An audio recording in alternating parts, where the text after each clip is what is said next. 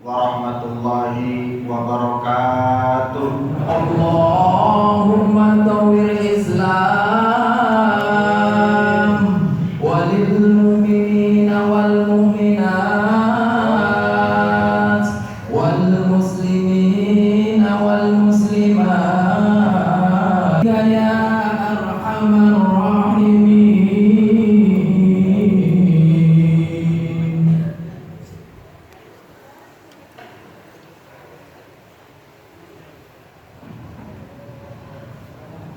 Allahu Akbar, Allahu Akbar, Allahu Akbar, Allahu Akbar, Allahu Akbar, Allahu Akbar, Allahu Akbar, Allahu Akbar, Allahu Akbar, walillahil hamd.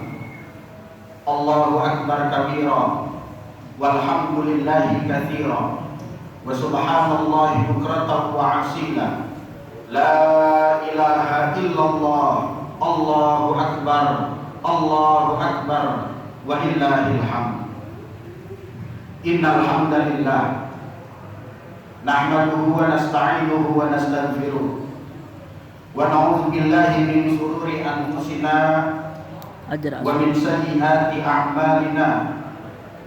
May yahdihillahu fala mudilla lahu wa may yudlilhu fala hadiya lahu. Jangan langsung buat juga.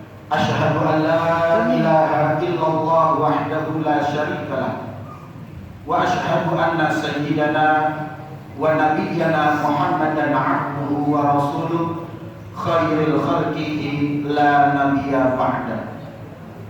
Allahumma shalli wa sallim ala sayyidina Muhammadin wa ala alihi wa ashabihi al-akhyar salatan wassalaman daimaini wa sallim tasliman katsira. Ibadallah, usikum jami'an wa nafsi bi taqwallah wa bi ta'ati Rasulillah sallallahu alaihi wasallam. Wa'lamu anna Allah subhanahu wa ta'ala amarna bit taqwa faqala ta'ala fil Qur'anil Karim, a'udzu billahi minasy syaithanir rajim. Bismillahirrahmanirrahim.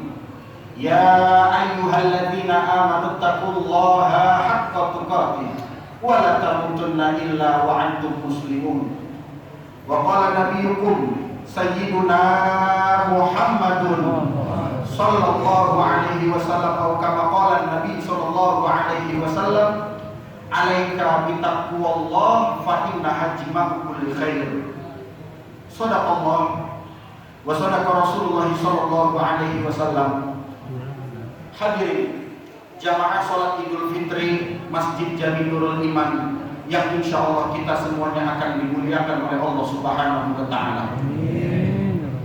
Setelah puja dan puji syukur kita panjatkan kehadiran Allah Subhanahu wa taala jalla jalaluhu, dan salawat serta salam juga kita haturkan kepada junjungan kita baginda Nabi besar Muhammad sallallahu alaihi wasallam. Dan tak lupa juga bentuk syukur kita kepada Allah Subhanahu wa taala yang pada kesempatan pagi hari ini, dari sekian banyak nikmat yang Allah berikan kepada kita, Allah masih memberikan kita nikmat kesehatan dan nikmat panjang umur, dan Allah memilih kita dan memberikan kesempatan kepada kita sehingga pada tahun ini kita masih bisa merasakan nikmatnya beribadah dan beraktivitas di bulan suci Ramadan kemarin, walaupun masih kondisi yang berbeda dari tahun-tahun sebelumnya. Mudah-mudahan ibadah kita di bulan Ramadan kemarin yang kita tunaikan sampai hari raya Idul Fitri ini menjadi bekal kita di dunia maupun bekal kita nanti di akhirat. Kita berharap kepada Allah Subhanahu wa taala, semoga setiap langkah kita menggugurkan dosa-dosa kita, setiap lantunan doanya, setiap sedekahnya, setiap puasanya, dan setiap ibadah-ibadah sunnah dan ibadah-ibadah yang wajib yang kita lakukan di bulan Ramadan kemarin menjadi ampunan dan kebaikan di hadapan Allah Subhanahu wa taala. Hadirin yang dirahmati oleh Allah Subhanahu wa taala, Apa indikatornya? Kalau Ramadan kemarin ini, mohon maaf, hanya sekedar puasa saja. Ramadan ini hanya sekedar datang tanpa ada perubahan dari kualitas ibadah kita. Bahkan kalau Ramadan kemarin kita anggap seperti bulan daripada bulan biasanya. Bahkan lagi tidak sedikit di antara kita yang secara terang-terangan melanggar perintah-perintah Allah di bulan suci Ramadan, maka mohon maaf, belum dikatakan berhasil Ramadannya. Tapi dikatakan ada dua indikator yang setidaknya membuat ibadah Ramadan seseorang itu diterima oleh Allah Subhanahu wa Ta'ala. Pertama, setelah Ramadan ada perubahan yang nampak dalam kehidupannya. Perubahan apa yang dimaksud? Tentu iman, takwa, dan amal solehnya di hadapan Allah Subhanahu wa Ta'ala. Dan yang kedua, dengan kita bisa merasakan Ramadan pada tahun ini sampai selesai, kita bisa menyampaikan pesan kepada Allah Subhanahu wa Ta'ala.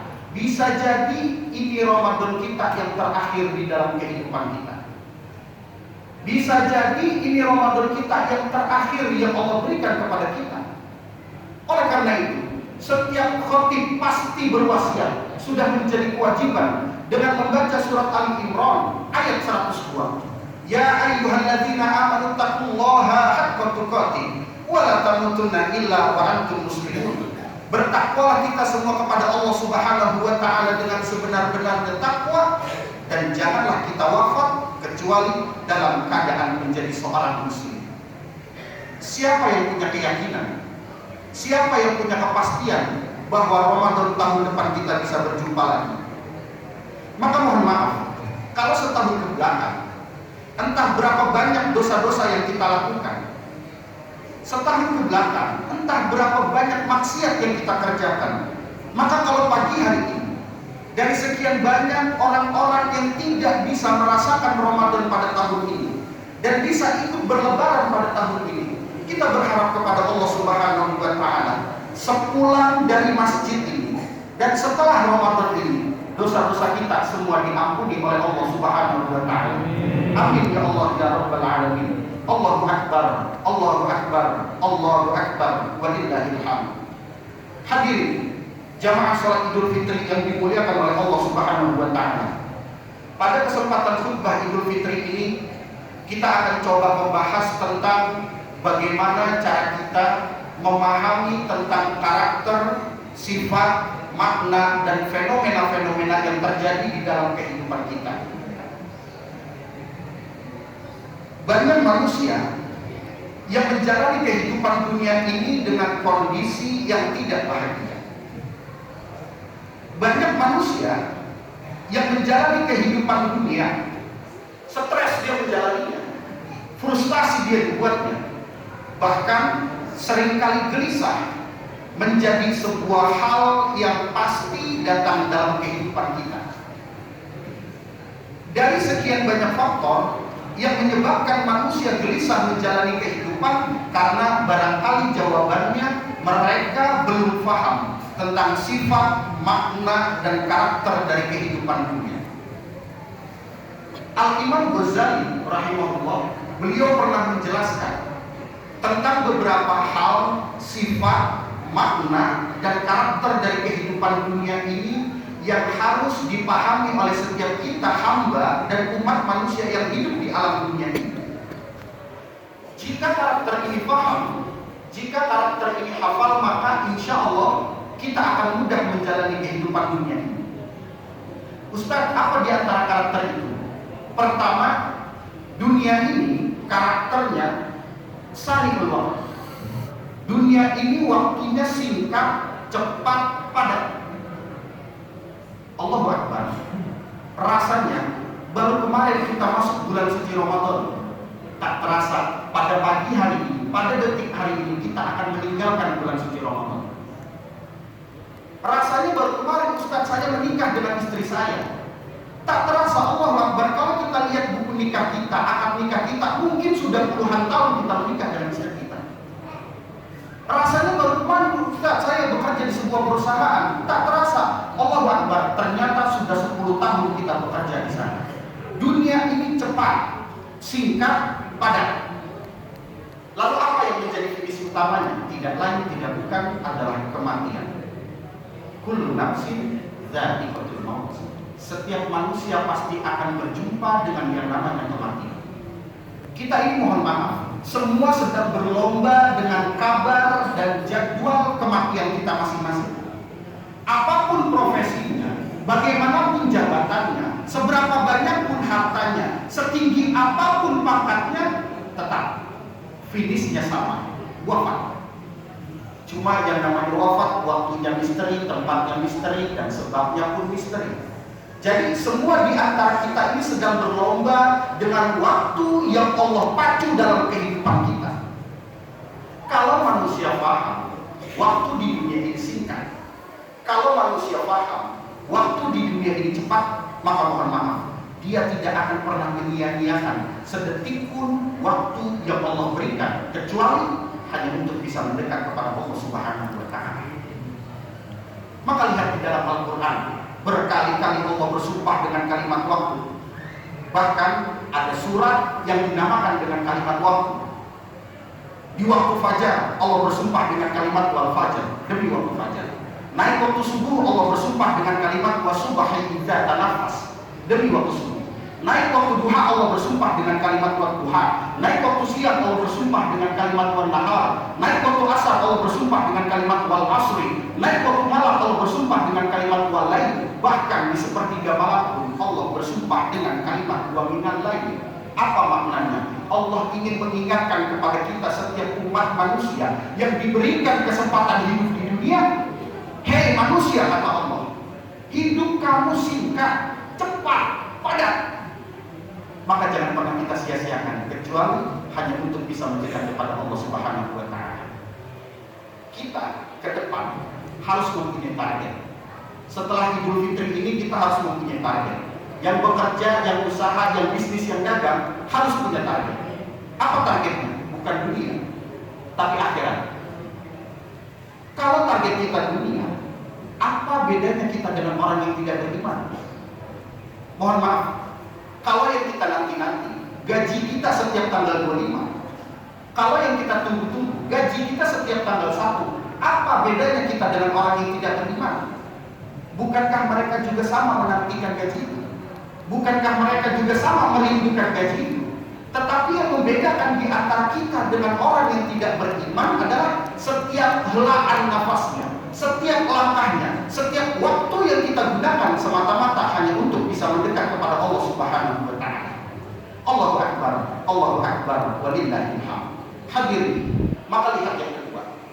Dunia ini karakternya wa mal hayatud dunya illa la'ibun walah. Dunia ini hanya permainan dan senda gurau belaka. Surat Al-An'am ayat 32. Hati-hati. Siapapun di antara kita yang barangkali hari ini fokus dengan dunia, siap-siap.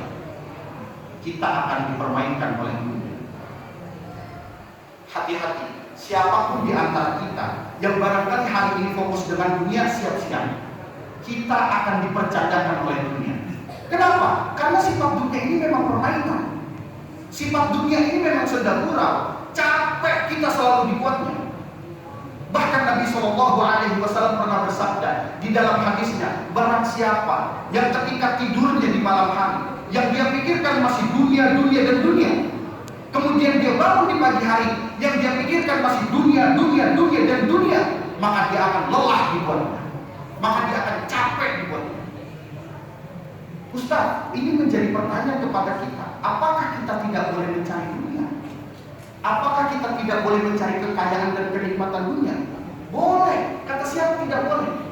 Silakan kita cari dunia sebanyak-banyaknya. Silakan kita cari kekayaan dan kenikmatan dunia sebanyak-banyaknya. Tapi ingat, orientasinya jangan dunia. Kalau kita tidak boleh mencari kekayaan dunia, mohon maaf, banyak para sahabat yang kaya. Abdurrahman bin Auf, seorang pengusaha saudagar kaya. Sayyidina Utsman bin Affan, seorang pengusaha saudagar kaya raya, yang bahkan sampai sekarang rekening wakafnya pun masih ada tersimpan atas nama Utsman bin Affan, yang diinvestasikan berupa hotel bintang 5 dan kebun kurma ratusan hektar di Arab Saudi sana. Tapi ingat, bukan orientasi dunia yang bukan, tapi dengan dunia bisa menjadikan jalan untuk mendapatkan akhirat. Maka lihat perkataan Ibnu Qayyim al-Jauziyah, bagus sekali kalimatnya. Kata Ibnu Qayyim, dunia ini seperti bayangan. Semakin Anda sibuk mengejar bayangan itu, maka semakin dia lari dari kejaran kita. Ini kita, bayangan kita di samping, kita pindah dia akan pindah. Kita kejar dia akan terus berpindah. Lantas bagaimana? Berbaliklah. Maksudnya biarkan bayangan itu yang mengejar kita. Maksudnya jangan jadikan dunia sebagai orientasinya, tapi akhirat yang harus kita jadikan sebagai ujungnya. Oleh karena itu, setelah Idul Fitri ini, kita harus bisa merubah mindset berpikir kita. Ke depan yang bekerja, mohon maaf, jangan minta sama Allah yang usaha juga untuk minta dinaikkan gajinya, untuk minta dinaikkan penghasilan, jangan. Tapi minta sama Allah, ya Allah saya pengen zakat lebih banyak tahun ini. Karena kalau zakatnya naik, otomatis cara rumusnya pun naik, gajinya pun naik. Jangan minta sama Allah, ya Allah saya pengen ganti mobil, jangan. Tapi minta sama Allah, ya Allah saya pengen mobil yang kemudian mobilnya juga bisa bermanfaat untuk orang banyak. Saya ingin ditambahkan rezekinya ya Allah, supaya ada anak yatim yang bisa kita sekolahkan, supaya ada fasilitas masjid yang bisa kita berikan, supaya ada kebutuhan apapun untuk umat yang bisa kita sumbangkan. Itu orientasinya. Maka jangan keliru hadirin sekalian. Zuhud itu, hati-hati, zuhud itu bukan berarti dia benci dengan dunia, bukan. Zuhud itu dia sibuk dengan dunia, tapi dunianya semata-mata hanya untuk mendapatkan akhiratnya. Karena kalau kita terlalu terfokus dengan dunia, kita akan dibuat terombang-ambing katanya. Kita akan selalu capek dibuatnya. Hadirin yang dirahmati oleh Allah Subhanahu wa taala. Allahu akbar, Allahu akbar, walillahil hamd. Maka lihat yang ketiga. Dunia ini karakternya adalah al-makanul musibah. Dunia ini tempatnya musibah, tempat ujian. Allahu akbar. Dari lebaran sampai ketemu lebaran, barangkali kita benar-benar sedang diuji dengan sebuah wabah penyakit, dengan sebuah virus yang katanya mematikan, yang bahkan di beberapa negara pun seperti di India masih menjadi musuh yang sangat nyata. Di Indonesia khususnya, secara catatan sudah puluhan ribu nyawa melayang karenanya, dan sudah menjadi peringatan darurat di mana-mana tentang bahaya dari penyakit dan virus ini. Hadirin sekalian, ini musibah. Ya, virus ini musibah. Dan dunia ini memang tempatnya. Terus, Ustaz, haruskah kita takut? Enggak. Haruskah kita gelisah? Enggak. Haruskah kita panik? Ya saja. Apa yang kita panikkan? Kematian kan? Bukankah setiap kita ini pasti akan mati? Bukankah setiap kita ini pasti akan menjemput yang namanya kematian? Hadirin sekalian, perlu dicatat dan ditanamkan sebagai akidah kita. Orang beriman itu tidak takut mati. Orang beriman tidak ada yang takut mati. Tetapi yang terpenting, orang beriman tidak ada yang cari mati. Orang beriman tidak pernah cari-cari mati. Dan orang beriman tidak pernah gelisah dengan mati. Justru orang beriman membuat persiapan-persiapan terbaik untuk menghadapi kematian. Maka mohon maaf lahir batin, virus corona barangkali ini cara Allah untuk mengingatkan kepada kita setiap umat manusia bahwa kita semua akan kembali kepada Allah. Walanabluwannakum bisyai'in minal khawf wal ju' wa naqsin minal amwal wal anfusi wat thamarat wa basyiris sabirin. Tugas kita hanya sabar menghadapinya. Bagaimana cara sabarnya? Ya tentu ikhtiar. Bagaimana pemerintah pusat kita sampai daerah sudah memberikan himbauan kepada kita. Dulu pada akhirnya diberlakukan pembatasan sosial berskala besar atau PSBB. Diterapkan social distancing dengan rajin menjaga kebersihan, menggunakan masker dan lain sebagainya. Bahkan sampai tahun ini kita masih tidak bisa mudik ke kampung halaman. Ya, itu ikhtiar. Itu ikhtiar dunia. Wajib hukumnya kita taati dan kita hormati. Tetapi yang terpenting hadirin sekalian, ikhtiar akhiratnya jangan lupa. Apa itu? Alladzina idza asabatuhum musibah qalu inna lillahi wa inna ilaihi raji'un. Apa maknanya? Kembalikan semua kepada Allah. Kullu da'in dawa'u. Setiap penyakit itu ada obatnya. Dan obat yang paling mujarab, obat yang paling ampuh adalah obat yang datangnya dari Allah Subhanahu wa Ta'ala. Perbanyak zikir pagi dan petang, dan juga perbanyak sedekah. Hadir di masjid, jangan kita menjauhi masjid. Itu yang dianjurkan oleh Rasulullah Shallallahu Alaihi Wasallam untuk bagaimana cara kita membentengi diri kita dari bala dan penyakit-penyakit yang berat. Hadir yang dirahmati oleh Allah Subhanahu Wa Taala. Maka yang terakhir, yang terpenting di dalam kehidupan kita, dunia ini adalah al-makanul ibadah. Dunia ini tempat ibadah. Orang akan semakin kuat menghadapi musibah jika baik ibadahnya. Semakin hebat ibadah seseorang, maka semakin kuat hati untuk menghadapi setiap ujian dan musibah. Semakin baik dia mendekat kepada Allah, maka semakin dekat pula jawaban jalan keluar dari setiap persoalan-persoalan yang datang dalam kehidupannya. Maka lihat surat Al-Mulk ayat 2. Allazi khalaqal mauta wal hayata liyabluwakum ayyukum ahsanu amala wa huwal azizul ghafur. Dialah Allah yang menjadikan kepada kita tentang kehidupan dan kematian. Bahasa lainnya, dialah Allah yang menguji kita dengan sesuatu hal yang menyedihkan dan membahagiakan. Sebagai apa? Liyabluwakum. Sebagai bentuk ujian untuk kita semua. Apa yang Allah lihat? Mohon maaf. Yang Allah lihat bukan ujiannya, yang Allah lihat bukan musibahnya, yang Allah lihat bukan penyakitnya, bahkan yang Allah lihat bukan virusnya, tapi yang Allah lihat adalah ayyukum ahsanu amalan, siapa yang mampu menjadi pribadi yang lebih baik di hadapan Allah dengan ujian dan musibah ini. Mohon maaf, virus corona mungkin Allah turunkan kepada kita bukan tanpa sebab. Karena Allah tahu kita bisa menghadapinya. Allah paham kita bisa melawannya. Cuma ayyukum ahsanu amalan, siapa yang mampu menjadi pribadi yang lebih baik di hadapan Allah dengan ujian dan musibah ini.